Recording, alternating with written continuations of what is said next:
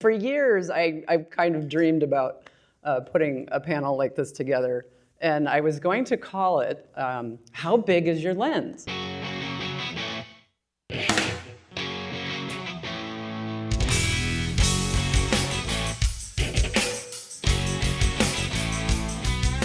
Hey, I'm Brie Stockwell.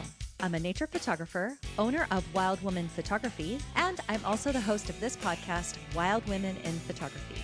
Today's episode is a live conversation, making it part of my Women in the Wild series. You'll hear a recording of my breakout session at the recent North American Nature Photographers Association, or NANPA Summit. I hosted a special Women in Photography panel discussion with panelists Amy Gulick, Brenda Tharp, and Sarah Marino, with yours truly as moderator. You'll find links to the work of these amazing wild women in the show notes. Big thank you to Amy, Brenda, and Sarah for an enlightening conversation, and to NANPA for allowing me to contribute to the summit and make this recording. All right, we'll jump right into the panel discussion. Let's go.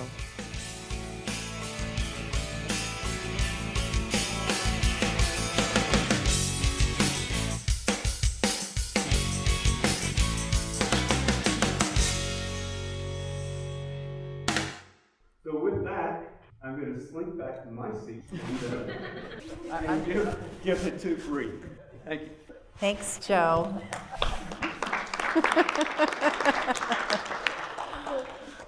What a wonderful turnout. Thank you all for coming. I was talking with Sarah earlier, or was it you?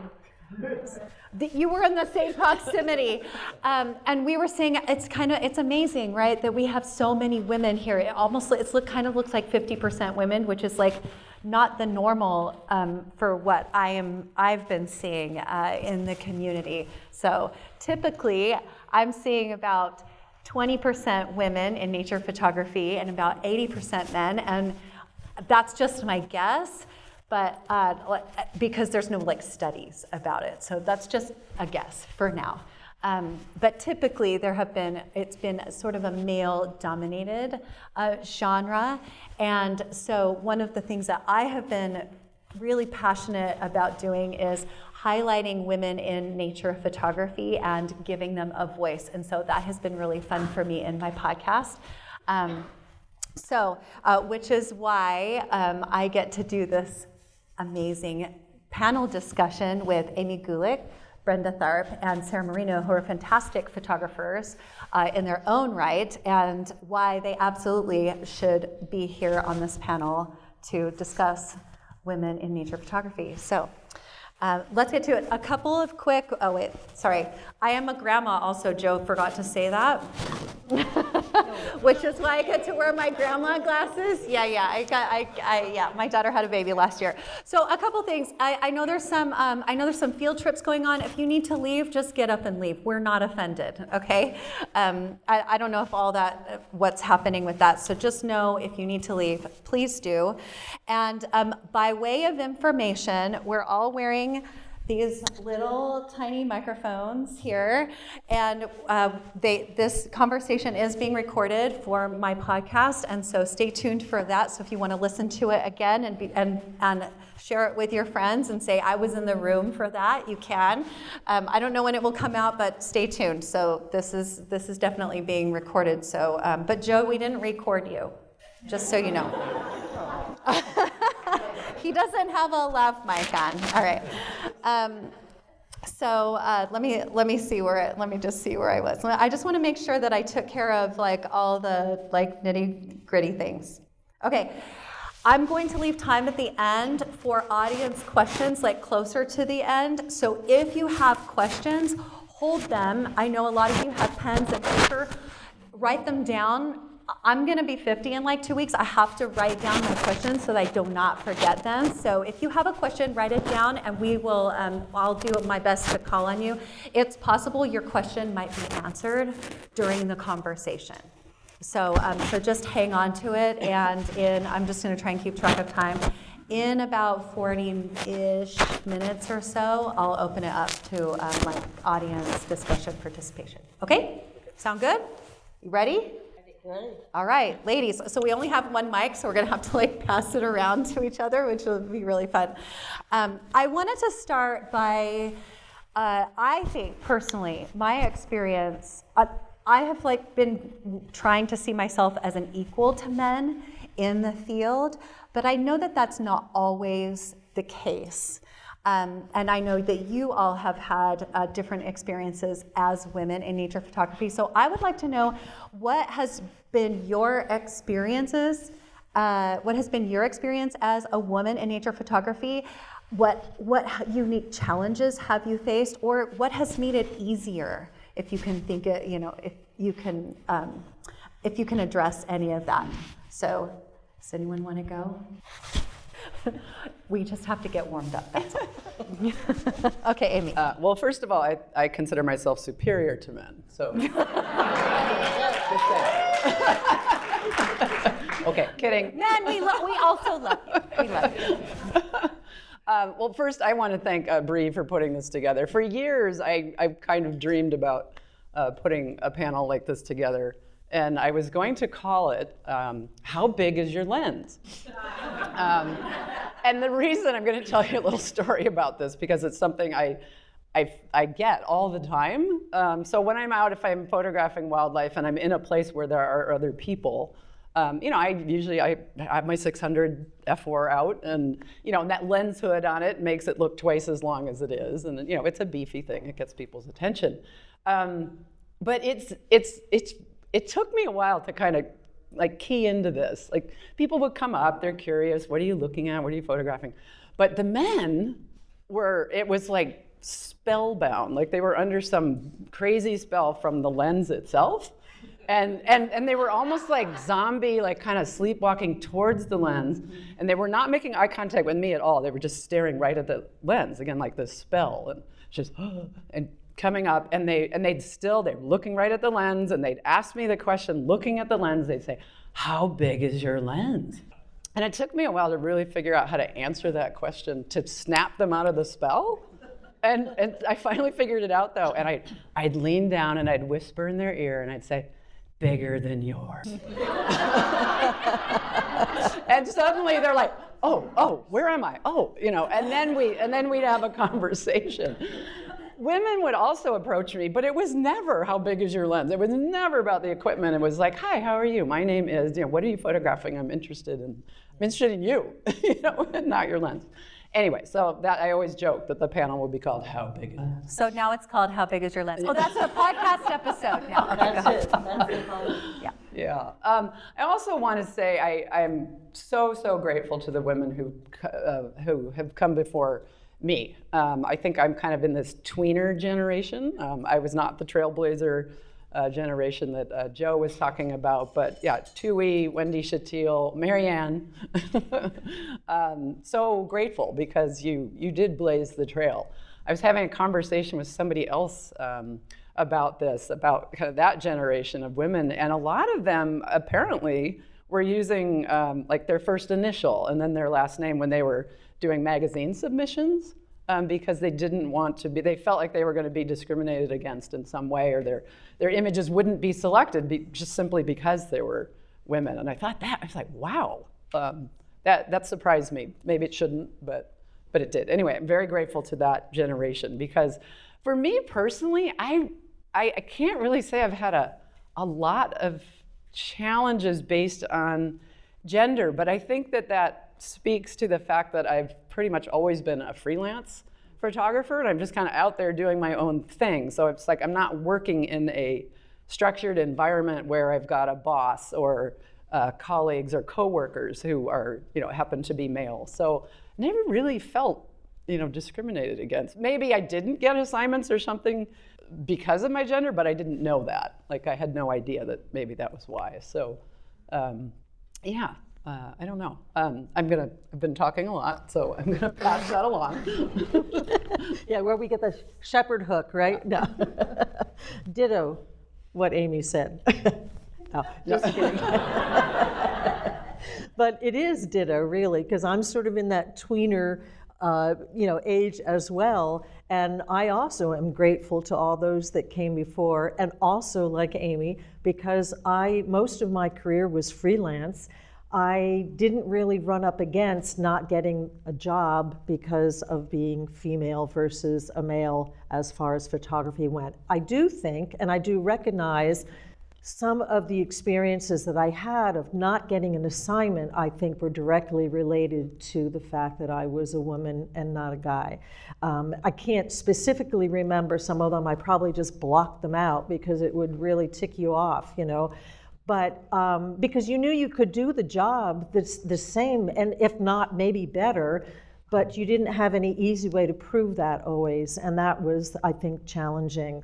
And I worked for Sunset Magazine for a number of years when I was living in Colorado, and I got into their outdoor recreational stories a lot, and they were llama trek stories and horseback ride trips. And it took some pushing to get those, because I think that they weren't sure that I would have the stamina to do that kind of an assignment, but I proved them wrong. And I think also because I have been I don't know if you call it a tomboy or a tomgirl, whatever it is, I've always been more outdoorsy and just sort of rough and tumble kind of girl that I wanted those kinds of assignments, and I really pursued things like that. And I just stayed with it and pursued and managed to get the assignments. And once I got them, then they started saying, oh, yeah, she can do this. We can give her something else like that, And I did other assignments later on with other companies that I think was because of that track record, it opened the door for me, but it might not have otherwise. So I think that there was a time when there was an unspoken sort of feeling that a woman couldn't do the job the same way a man could. And that was the barrier that we had to kind of prove ourselves. And like Amy said, sometimes you didn't know if it was because of that you didn't get the assignment.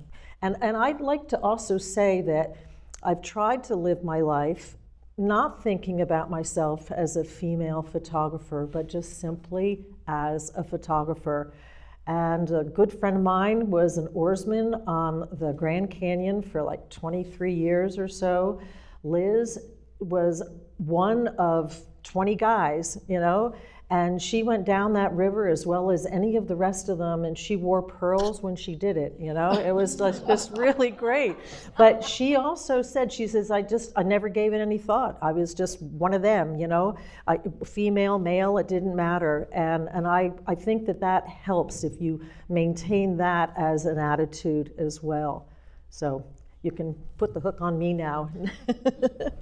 Well, I'm firmly grounded in the landscape photography world, more so than I think this broader nature photography world that is represented here at this conference. And it feels very different in that world, where I think it is significantly fewer women. So it does feel refreshing to be here and see a much more mixed audience than I'm used to. So I think that's worth noting. And then Brie and I were on a very similar panel in February at an all-women's conference, all women landscape photographers for the most part. And that was another thing that I could not have imagined that when I started, because it was so incredibly lonely. There were no women around. And I will say, as the first thing that I do want to make a comment on, is a friend and I last week were talking about entering a competition using only our first initial. So it's the same kind of thing of feeling like there is still some feeling of discrimination.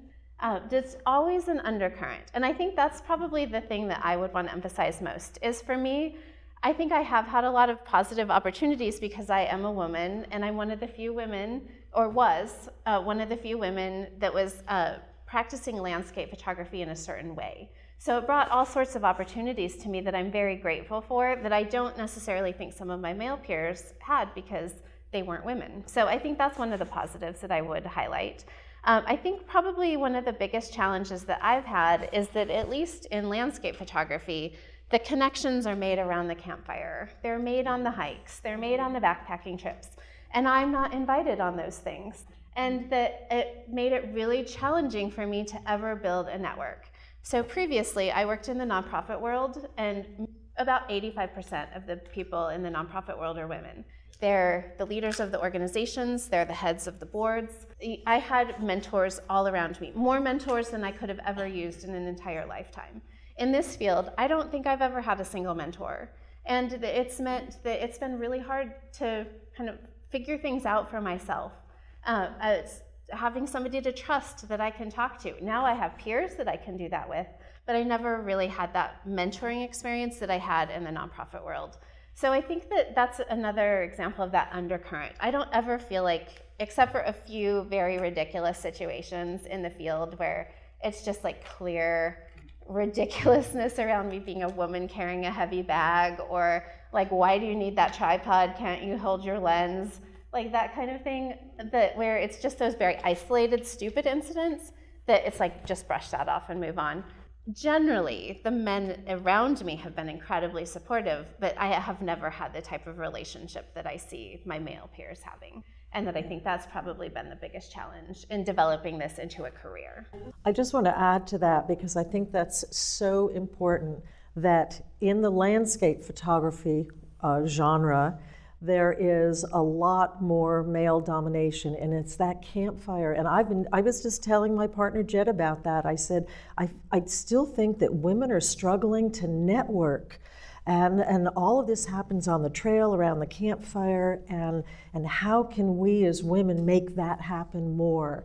And I'm excited to see that it is happening more, but it is probably the challenge. And here it's a little different. So I'm glad that you're seeing that in NANPA, but in the landscape world, yeah, still a challenge.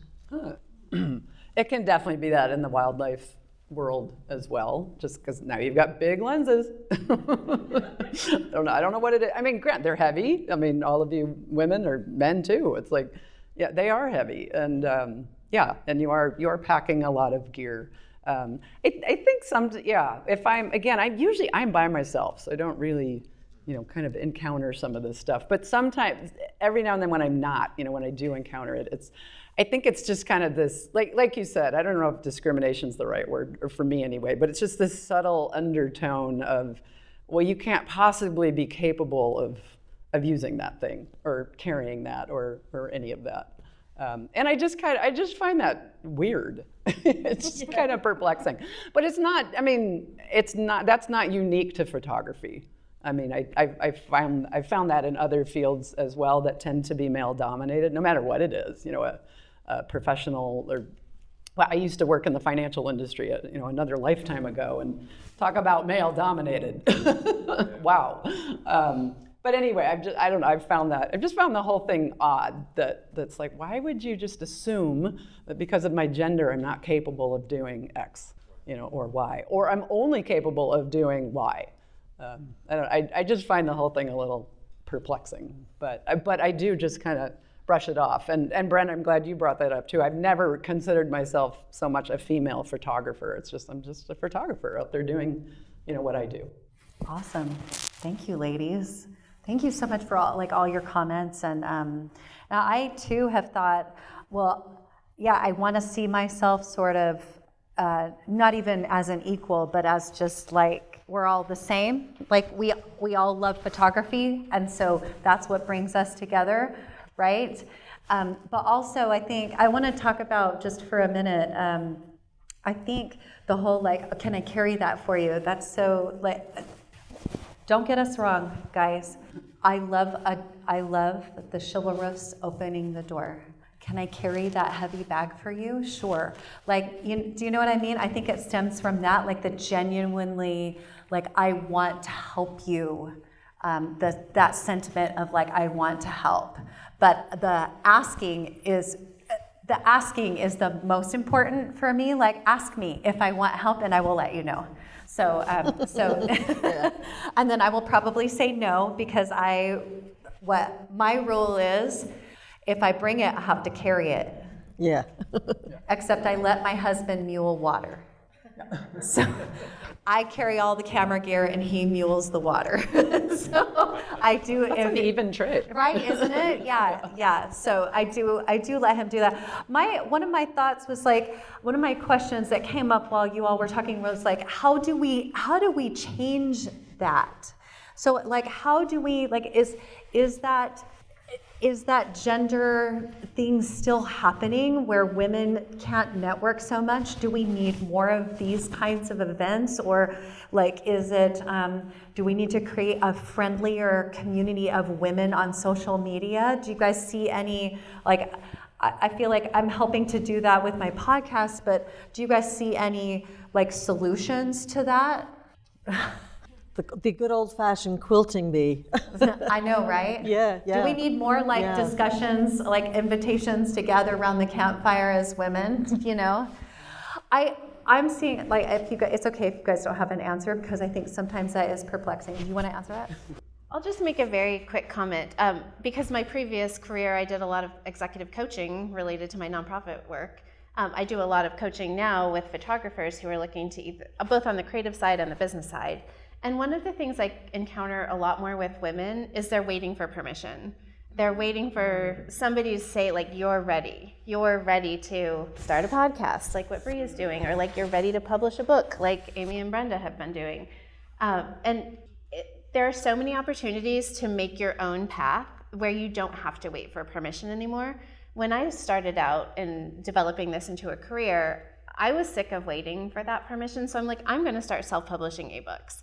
And that's how I got started in photography education, and that's probably the thing I'm most known for at this point, is all of my photography ebooks.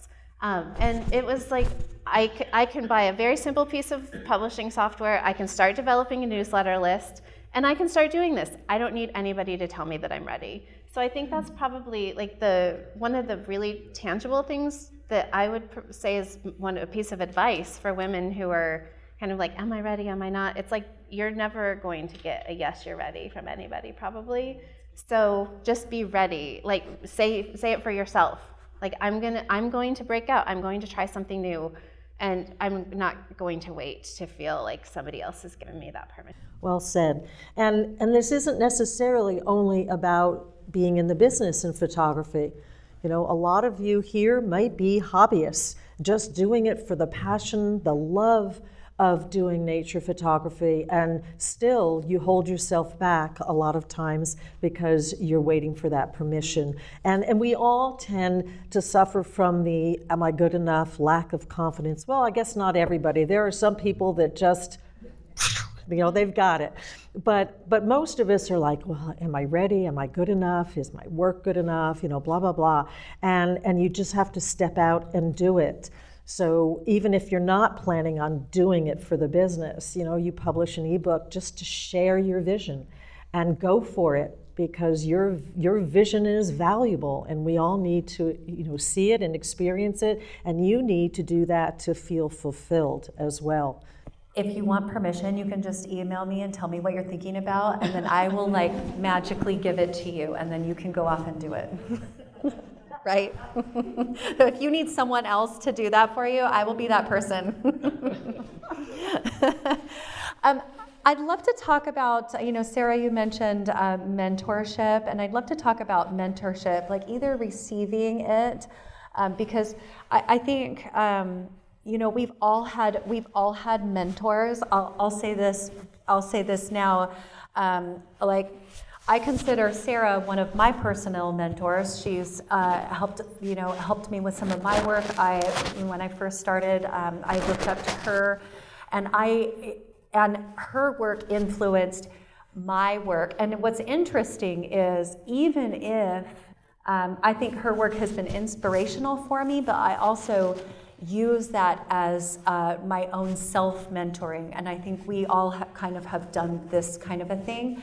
But I'd love to hear from, it doesn't have to be all of you, but I'd love to hear, like, how has mentorship, either receiving it for someone or offering it, shaped where you are now, like your journey as a nature photographer?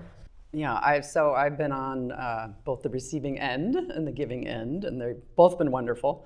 I primarily use my work for conservation purposes, so I'm partnering with conservation organizations, government agencies, kind of trying to reach decision makers about lands and species and all that kind of stuff. So early on, I was always seeking out photographers who were also using their work in that way, because what I really needed mentoring on. It wasn't so much, how to take an image or something like that, or how to lighting or equipment. It really wasn't photography at all. It's like, how best, how do we do this? How do we get our images in front of the right people? Were they male and female?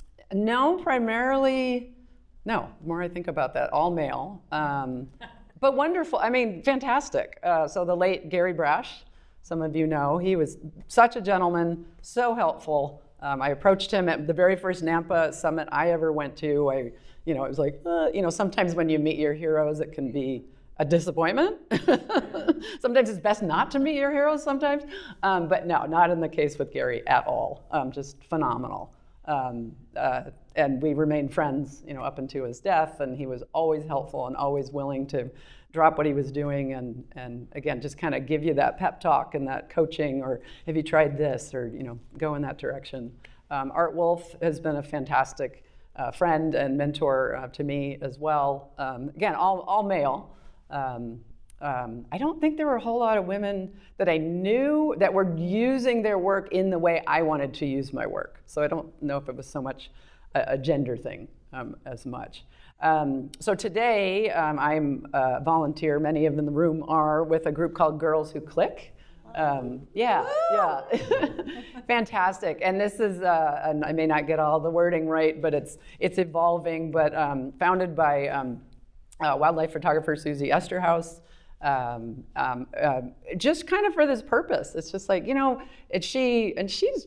she's like a good, I think, 12 years younger than me. And I remember when she and I first started talking, and she was telling me about just kind of how she felt like, again, I don't know if it's discrimination or whatever, just made to feel lesser than, or just, wasn't bonding around the campfire, wasn't able to, or wasn't allowed to, kind of thing. And she's like, darn it, I'm just going to start an organization that's going to, provide mentorship and leadership to, it started out as teenage girls wanting to learn more about nature photography and somehow get into this field. So right now I'm a mentor to a 30-year-old woman who's in India. She's an Indian photographer. And so we Zoom, we have Zoom talks, and it's I don't know why, it keeps surprising me. She's telling me about, kind of the same stuff that, women who are now 80, right, who were talking about then. Like, so now she's 30, and, I'd be interested to hear from the college students and any high school students who might be here too. It's like, are you feeling these same things? Is it still the same stuff going on? But it's wonderful for me to be able to be a mentor and to be a sounding board for her. Because again, I didn't have any female mentors and role models, people I looked up to, but people I wasn't able to approach. So it's gratifying, to be able to be that person for her. It's been a wonderful relationship, but it's a little disheartening for me to hear the kinds of things she's talking about. That again, women who are now close to 80 were talking about then. So. Well, you stole my thunder, because I was going to talk about Girls Who Click. Yeah, but it's great that there's so many of us here that are part of that. And as far as receiving mentorship, I grew up in a family where my dad sort of taught us all to be self-sufficient. You can do it yourself. You don't need help. And it was very hard for me then to reach out to get help from people, and for a long time I was trying to figure out the roadmap of becoming a photographer, following my passion, then learning I couldn't make money from nature photography, so panicking I went into corporate and PR photography and editorial, and then finally found my way back to nature photography and my roots. And one of the people that really helped me a lot was DeWitt Jones, and I simply took the chance and reached out after reading one of his columns in Outdoor Photographer, and I felt like he was sitting on the sofa next to me talking to me in the way he wrote that column. And I thought, I've just got to call him. And he lived in Bolinas, California at the time, and I picked up the phone, dialed, and he answered. And I'm thinking I'm going to get an answering machine or some service, secretary or something, and it's like, DeWitt Jones. I was like, yeah, it was really pretty funny, because for me, he was up there. He spoke to me, and he helped me a great deal. And in fact, so much so that when I moved to California, I went to work for him part-time, and I made part-time wages and minimum wage, but I learned so much from that experience of being there, and I knew that I would learn, and so that was the value that I got from that. And he was really the one main mentor that I was in contact with, and then I had others that I read a lot and would hear them speak, and I would learn that way. But he was really instrumental in that. And now I've mentored twice with Girls Who Click, and I took a year off because I got a little bit sidetracked with all of my life things going on. But I'm anxious to get back to it, and I still do free webinars. There's a lot of one-day webinars for Girls Who Click that are really terrific because they can listen to us do a presentation on various things. Kathy Clark does one on butterflies, photographing. So it's from technique to maybe just how to get started in conservation photography, lots of things like that. And I feel so honored to have come to that point in my life where I'm able to help young girls believe in themselves and to learn techniques and to learn that they can do it. That's the main thing, is that I think it's really great to be there and to promote them. And yeah, we get some feedback sometimes, like, really, that's still going on? Interesting. One of the gals that I mentored was struggling with being I don't even know what you would call it, but she was on a whale watching boat. And she was working, as crew, so that meant she cleaned the toilet as well as gave talks about the whales that were popping up and so forth. So she was naturalist, toilet cleaner, et cetera. And she was lacking confidence about how to go forward and confused. And it turned out that she was a scuba diver, and she was also studying to get her, I think it's a 10-ton license for driving like Zodiacs and stuff like that. And she was kind of stalled on it because she just thought, oh, I'm never going to get this, And I encouraged her to continue, and she got that license. And then within 6 months of us ending that, she got work with National Geographic Lindblad, who I had also worked with for a while. And she went on to work with them, and she had many skills that were valuable to them, and it's just opened up her world for her. So that was really terrific. So that's kind of the giving back that I've really been feeling very pleased about. And I don't know if you're in that position yet or not, but yeah, okay. Thank you. Hang on a second to collect my thoughts. When it's a podcast, I can pause and then delete all of the audio, delete the silence, Silence is good. Thank you for that. And what I really love that there are organizations like Girls Who Click, and there are some other ones, right, that will help mentor other women and females in photography to help them, continue. And look how far we've come. We have the range of women in photography in this room, which is really, to me, really amazing.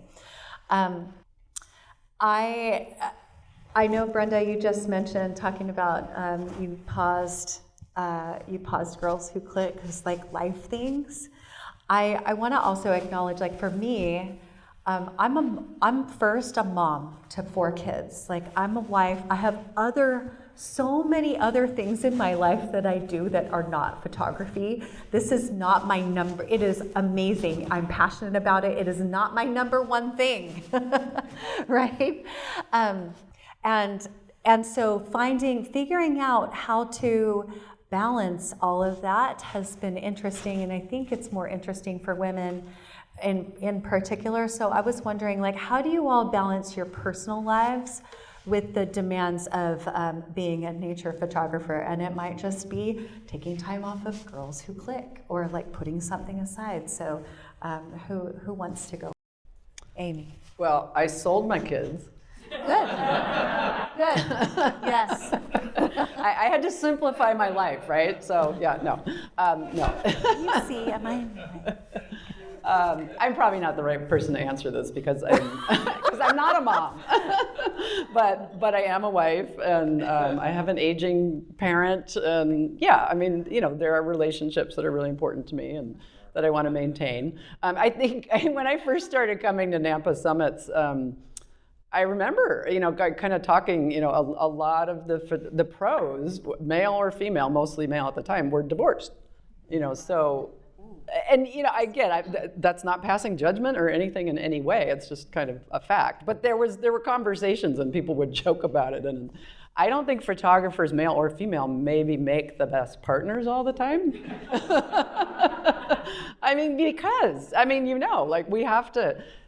we have to. We want to, but also have to if you're, working at this too. Like, we spend a lot of time in the field, preferably alone, or at least me alone, because I'm going to get so distracted if somebody else is with me, or especially if that somebody else is getting bored, or I'm sure, you're all nodding your heads, you know this. So, I don't know. The balancing part is, I think that's tough regardless of whether you're a parent or you're not a parent, but if you're going to have human relationships with anybody, we can be a little challenging sometimes. So I always try and kind of just compartmentalize some things in my life. It's like, okay, now I'm working on this. Now I'm doing this. Now, my husband and I are doing this, or whatever. I'm super fortunate because my husband is so outdoorsy and we love doing the same things, and so I'm lucky in that way. But maybe a parent should speak more to this. I'll tell a little something. When I first, near the time when I first started, I would drag my husband. I think he was trying to protect me. He was like, I'll hike with you. I'll hike with you. I'm like, are you sure you want to do that? Because I might stop and you might not know how long you're going to be standing there waiting. And so we went to the state park and we're walking, and I would stop. Hang on, get out the tripod, do all the things. And close to the end, I'm like, I see something. And he looks at me, he goes, you are out of photography tickets. And I was like, oh, that's how it works here. However, we were kind of close to where the car was, and near the end, when I figured out how close we were, I looked at him and I said, I'm just gonna run back. He's like, all right. So anyway, so now I think about how many, it's not spoken, but I'm thinking, how many photography tickets do I have on this hike today? That's a terrific story. So I'm also not a mom. I was a mom to a dog for a little bit, but that's it. But one of the key solutions to this is to choose a partner who's also a photographer, because they get it. And my partner, Jed, is sitting back there with the Escalante hat on. Yay, Jed. But truly, initially when we got together because of the passion of photography. We met at a workshop and so forth and so on. But I was still very independent. I had worked very hard to get my business to where it was. And I started my own workshop business, and I was doing my own thing, and I was going out without him. He was at home holding down the fort and whatever, doing his thing. And for a long time, it was just me, either teaching through an organization or putting my own workshops together and promoting them, and then going and doing them. And gradually, he started, getting involved with that, and the two of us would, and still now, co-lead workshops and teach, but not everything together. I still do my own thing, and that's that streak of independence in me that I haven't been willing to give up, and he understands that. And also, we live full-time on the road now in a van, and we have since fall of 22. And so we are together all the time unless we go off for hikes by ourselves. And we often won't. We'll often go together, but we go off in separate sections to do our own photography, because I do my best work when I'm alone. And so he might be 100 feet away, but I can still be alone in my space working on something. And I think that part has really worked out for me. My family is all back east. And I stay in touch with my sisters, but I don't have any obligations that I have to meet. So I feel like a free spirit. So I'm not really the best person either to talk about it, but it's still finding a balance to make sure that Jed is okay with me going out for a 4-hour hike and he's stuck back at the van, that he could go out and do what he wants. And we just stay in touch and try to keep, communicating as to what we want to do, where we're going, where we want to go. We have to make that decision also and blend that to meet both our needs and desires. So, yeah. I can add a couple very quick thoughts. Definitely pro marrying somebody who's also a landscape photographer, because I have been married to a non-landscape photographer and a landscape photographer. And my landscape photography did cause like 20% of what ended up leading me to a divorce, if I'm completely honest. And now I'm married to, we met through photography, and being able to share this pursuit has been so fantastic. In terms of, I think, one real definite gender difference is when I look at my female friends who have young children, and I look at my male friends who have young children, who are both landscape photographers. The women who are trying to develop a career while raising young children, it is a difficult uphill battle. Whereas my men friends who have similar age children just aren't facing the same things. It's socially acceptable in a different way for a man to go away for weeks at a time and leave his kids at home, where it's just not the same in a lot of male-female relationships. So for those of you that are younger and are thinking about this career option, and if you want to have children, I think that is it's one of the hardest parts about this career, is if you want to raise a family and be out traveling a lot, you either have to have an unconventional relationship where your spouse is holding down the home front, or you know that you may be able to can have a career now, you can raise your kids, and then you can have a career later. Like Brie, like her children, you came into photography more when your kids were older. And I think that's probably more typical than being able to do it while having young kids, for sure. So I think that's a reality that is a real stark gender difference. Just while I'm thinking about it. and I will say, I think that's any career. I mean, this is definitely not like unique to photography. I want to add, it's not so much add to that topic, but while I'm thinking about it, because I'm going to forget about it, but it was definitely something I wanted to bring up, because I keep hearing, we like to be out there alone, right? And I want to bring up safety, because this is probably for me the only time I really do consider myself a female photographer as opposed to a photographer, because I do spend a lot of time alone hiking, and I've had some, for the most part, 99% of the time, everything's great. When I encounter other people, no matter who they are, like everything goes well. But there's been a couple times a little sketchy, right? Being approached by men. And not only am I alone, but I've got expensive equipment with me, and I think it's more the equipment than it is, me. But what I get irritated about is, like, I know for a fact if I were male, they would not do. So tell us more. Tell us more about what was the experience like? It's just that gut feeling you get that it's like, okay, this is not okay. Like I need to get away from these men that are approaching me, and I can't really describe it. And I've only had it happen twice, but it's just that gut. And again, trust your gut. If something doesn't feel right, just remove yourself or do whatever you have to do. But again, I do think they were more interested in the gear again than me. But I get very irritated at that, because it's like, if I were a man, or if a man was with me, there's no way that would have happened. So. But I want to bring that up, because that is real, and it's just something I think I'm always very aware and very alert when I am by myself, whether it's for bears or two-legged males or anything. But I definitely wanted to address that because it's real. I want to add to that. I have an experience that I was living in Colorado, and I was going out alone, and I took my Jeep up into the hills, and I found a spot that was near a mill that was popular, I think Crystal, I can't even remember the name of it, but it was an area where it was a beautiful spot to photograph, and I was up there just exploring the whole area, and I decided it was a gorgeous night, and I was going to sleep out under the stars next to my campfire, and I happened to, some guy went by, said hello, and whatever, we chatted just a few words, thought nothing of it. And later, I'm lying in the sleeping bag by the fire, which is almost out, and he decides to come over and have a chat.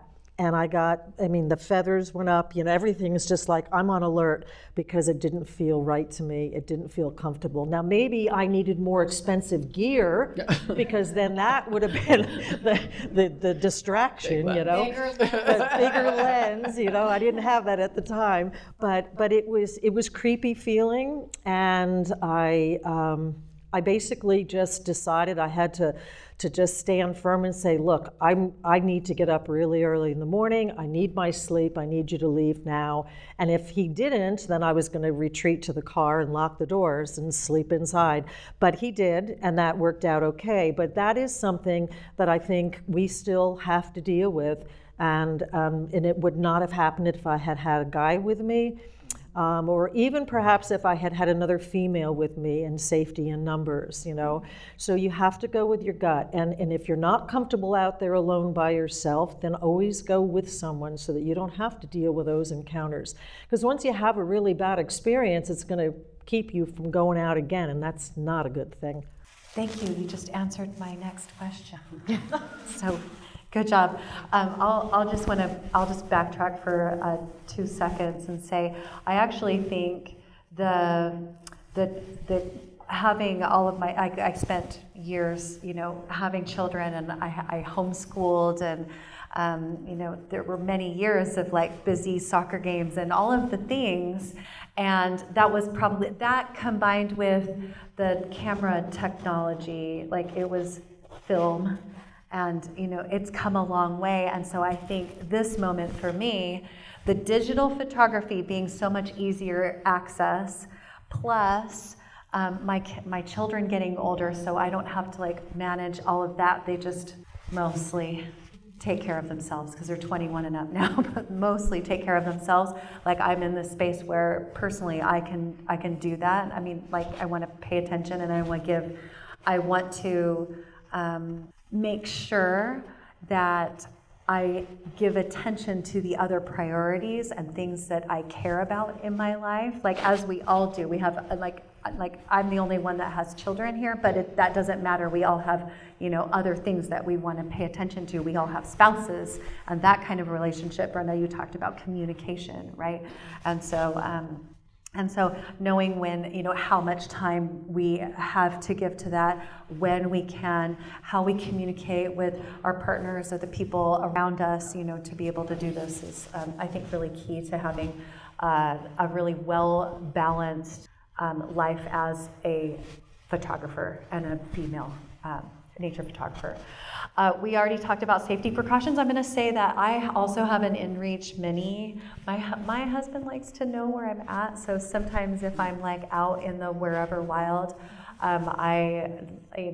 if I'm just out, I'll make sure I turn that on, and he has access to it. I think that for anyone who's by themselves, you do not have to be a female. You should always have something like that, and somebody should know where you are. Just in case. I'm trying to think if there's any, like my question was, what kind of safety precautions do you take when you're in the field? But that kind of a thing, I think the women in general, we have like an intuition where our female spidey senses go off, and we're like, what's happening? I'll tell you, in just a couple minutes, I'll open it up to audience questions, but I had this question from a man earlier. I was like, what should I ask these women? And he said, hang on, let me put on my old lady glasses. What can men do to support women in the community? And so understanding that sometimes if you see a woman alone in the field and you come up to her, it might cause some distress for her. And so, is there anything what can men do to mitigate that and support us? I'd love to know what you guys think about that. Maybe that's why I always got asked the question, how big is your lens? Right. Because then it wasn't about me. So yeah, right. I don't know. Yeah, that's a really good question. Because you're right. Sometimes we don't want to be approached just because we're focusing and concentrating, or we don't want the creep factor. I don't know, like out in the field, but like certainly in a situation like this, depending on who you are and what you do, serve as a role model, invite other women into, there's another panel discussion coming up, and I think Morgan, like you're the only female on that. But at least you are, so I don't know, so in these kinds of summits and things like that, just make sure you've got kind of an even, if it's a panel discussion or something, or you've got breakout sessions, it's like, well, how many men are presenting? How many, maybe we need, again, a little bit, spice it up, a little bit more diversity. And just think about that stuff, I guess. And I think often in our culture, we just kind of don't even necessarily even think about it. So I don't know, just be aware. I could have probably just said ditto to most of what you're saying here, because you get to go first, and then it's like, yeah, right. I'm going to pass it But to you first. yeah, right. But it's true. I mean, we don't necessarily have an answer to that question about how you can support us. But the question was a great question, and I think it's to really that we all need to just think about it and invite more women to participate in some of the areas that maybe are more male dominated at the moment. Maybe you can, as men, help us be brought into the fold in a strong way, because we're out here trying to figure out how to get into the fold many times. And if you're aware of the fact that we as women are struggling in that regard, or maybe that might be a way that you can help us in the broader picture, is just by being more inclusive and thinking about it, and ask us to go for that hike or that campfire, because I love sitting around a campfire. And so if you can do even sort of passive things like that, I think it recognizes, that we are equals, and that, you want to have us be a part of that experience, as nature photographers. I don't know if I said that well, but it's been said. Sorry. I can very quickly just reiterate, look outside your own network. So that when you're putting together a panel, it's easy to say, well, I'm just going to turn to the people that I normally turn to. Say, well, maybe I'm going to just choose 3 women who have a good reputation, and I'm going to give them a chance. Because it's those things, the men that did that for me were the most helpful in my career. So yes, I said I struggled with having formal mentoring relationships, but there have been a lot of individual men who have helped me with isolated things or invited me to be part of things. And that's been particularly helpful. So instead of just turning to those easy guys that will be great, give some of us and then that can help get those things you need on your resume to have the next opportunity. So I definitely that and everything. Okay, so I'm gonna, I have so many other questions. You guys want to stay here for another hour? Just kidding. I'm gonna ask this last question, then I'm gonna open up to you all. Are there qualities you feel that women naturally bring to this field, that enhance our work as photographers, like intuition, empathy, storytelling? What are our strengths as women in nature photography? And you want to answer this because this is your question. Go ahead, Amy. Yeah, absolutely. I know we've been talking about challenges and all that, but I definitely wanted to get to this. Yes. It's like, what do we bring, that is different, that can, that maybe men don't necessarily have access to or something like that. And I find on one of my most recent projects, I was trying to get into indigenous villages in Alaska and photograph their ways of life that revolve around salmon. And a lot of women, are doing that work. And they just took me in as a sister, and family. And I don't know if they would have done that, with a male photographer. I think in situations like that, just kind of the amount of, say, just patience, I think that you have to have, especially when it comes to more people-oriented photography work.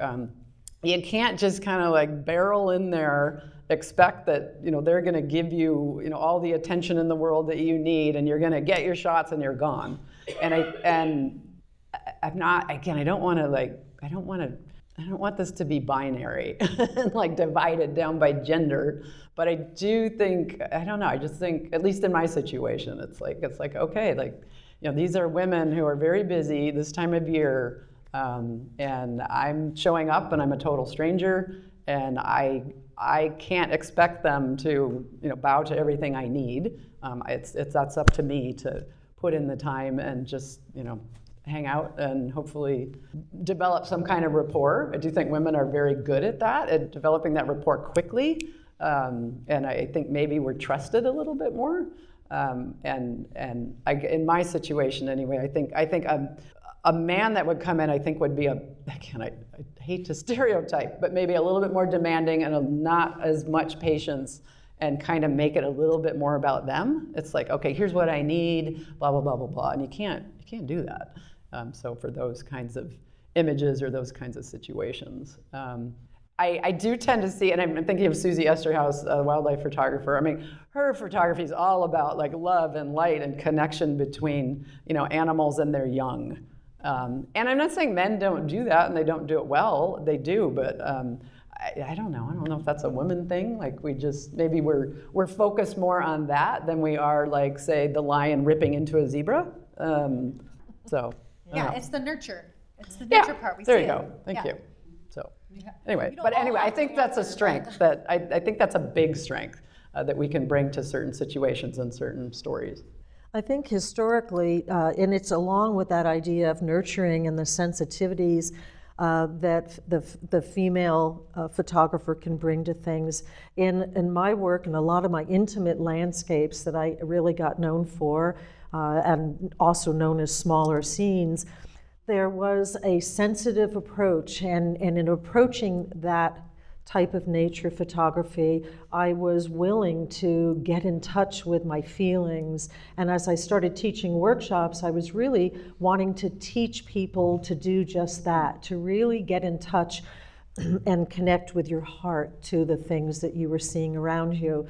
And it was always interesting because, and again, I don't want to be binary, but there were a lot of men that would come from technical backgrounds, engineers or doctors or lawyers, financiers, whatever it was, and they had the craft and they were interested and they had all the gear, but they came to the workshop because they were trying to open up and see with that and get in touch with that female side of them, because we both have all of it, and I think that that I've been able to bring at least that part into my teaching, that hopefully shows people that women have that strength to be in touch with nature, perhaps a little bit more than the lion ripping into the zebra, like you said. That was very well put.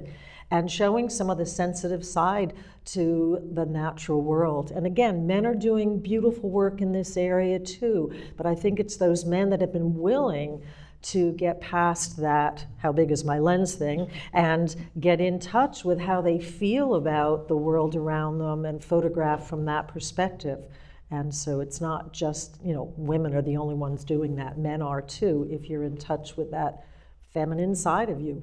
What happens is Amy speaks and then Brenda speaks and then Sarah's like, everyone said all the things. So I'll say this, I know Sarah's going to be quiet for a minute, but I think in particular, Sarah, your work is like, your color work is very soft, and I think we see a lot of women who allow their work to be softer, to be more quiet, to be part of a full story versus like, here's the sunset, one photo only, like the bangers, right? And so I think us as women, and I feel it myself, that I would almost rather have a group of images that tell a story, or that that do a particular, that speak about a particular thing, than have one in your face. And so thank you, ladies. This has been really amazing. We've covered so many things. I want to open it up to the audience. Who has questions? We have a few more minutes. Okay, Larry, and then okay. We'll come around, and let's just have one answer. So whoever feels like really strongly about it, go ahead, Larry. So I have a question. So I was in the time Wait, hang on. Okay. Wait, hang on. I'm going to do this. Okay, go ahead. Okay. No, you can use that. Okay, so I was in the military 20 years, and I was at the time where women, served in non-combat roles and then got into combat roles for aviation and stuff, so I was involved with that. And I found that the women that succeeded, they had to work twice as hard as men, but they succeeded. They made captains, they made colonels, they're admirals and stuff now, but they got there because they persisted and they did that. They didn't let men put them down in a sense. So and one example, and I won't use her name, but there's a female photographer that I love dearly. I've done a lot of classes with her, and I've kind of tracked what she's done. And she's worked, she does her own tours and stuff. But the thing I found, which is really cool, is just recently she was recognized by the BBC. She does Greaves, in California. So she was recognized by the BBC, and she was included in a BBC documentary. She was also included in PBS. Again, for documentary, recognizing her work. So what do you think the role of performance does to help them be accepted maybe more by males? Because it's kind of hard to say that I'm better than someone who's done that kind of work. So what do you think about the performance thing as a way of breaking into that male environment? I don't think women have to they shouldn't necessarily need to work harder, but maybe they feel they do. But go ahead, Sarah. I think, so right now in our society, this issue of gatekeepers kind of disappearing has major pros and some major cons. But in terms of landscape photography and nature photography, I think that's one of the best things that's happened for women, is that gatekeepers aren't as important. So like Brie was mentioning, my work is soft and pastel and often very quiet in terms of the compositions, and it doesn't win competitions, it doesn't stand out among really bright, epic work, but it doesn't matter anymore because I've been able to find my people. So I don't have to perform in the same way that I would have 15 years ago to please the same people that I would have had to, because I've been able to find my own audience and go around the gatekeepers. So I think that's how I would answer your question, even though I'm not sure I got quite at that performance concept. Yeah, I like it. Okay, I just want to know who else, but Morgan, go ahead. So go ahead. Yeah. Thank you. Okay. I'll just do this. It'll be really fun.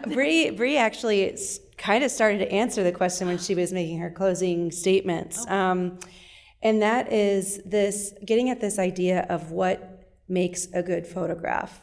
And I think especially in lines of competitions, and it's still statistically across the board, very low percentages of women who are the winners in the categories or the honorable mentions.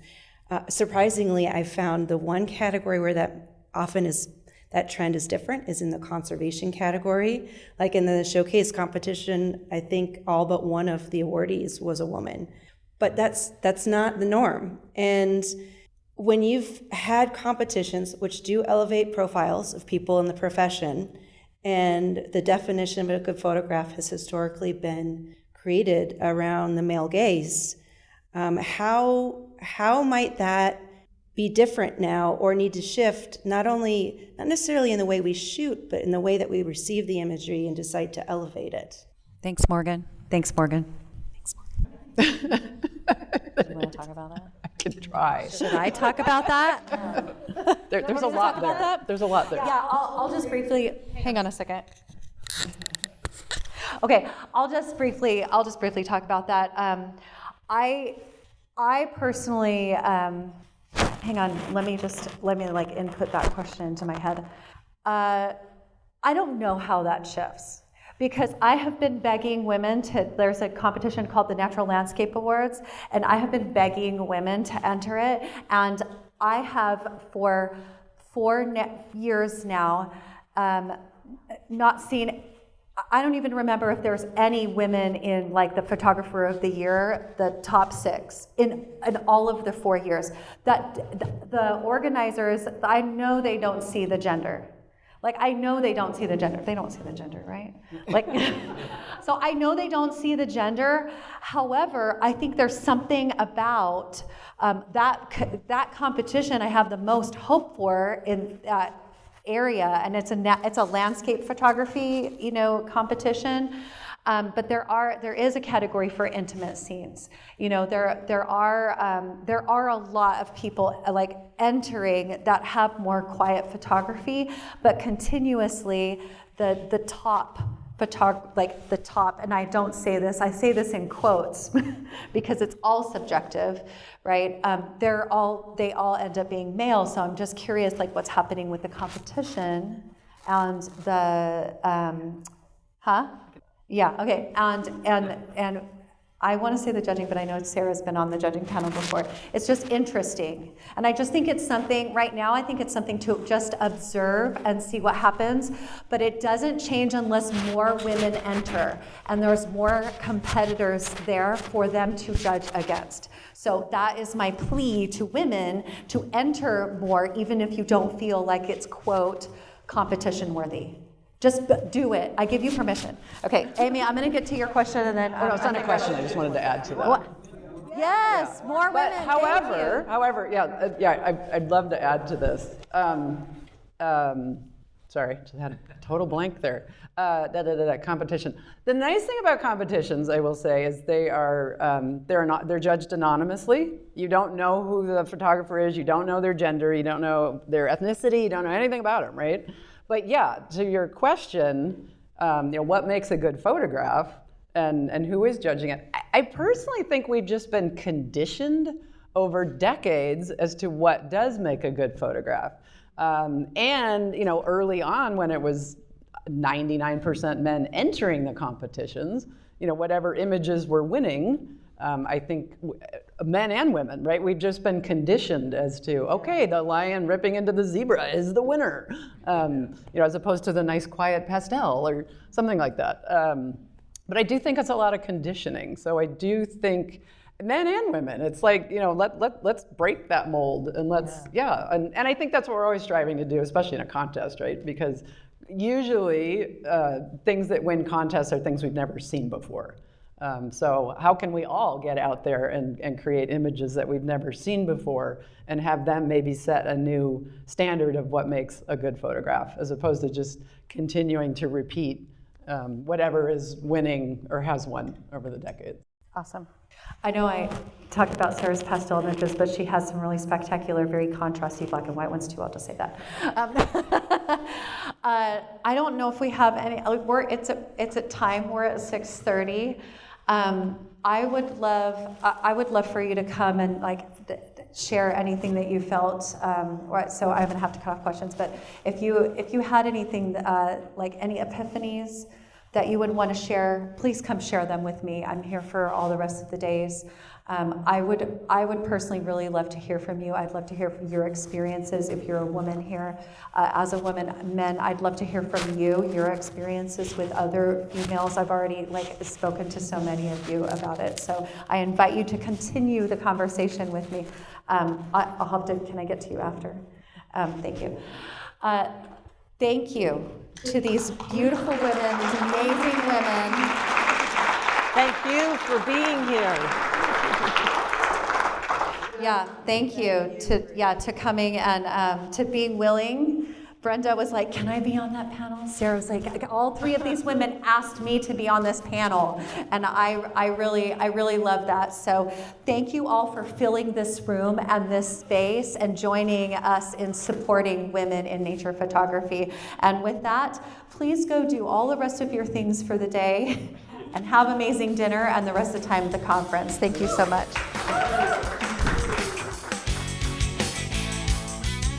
Thanks so much for spending time with me today. You can find episode blog posts, featured women in photography, my personal creative work, and details about private photography mentoring over at wildwomanphotography.com. If you're enjoying the podcast, the best way to support is by following the show, leaving a review, or sharing an episode with a friend. Thanks so much for listening, and I'll catch you in the next episode.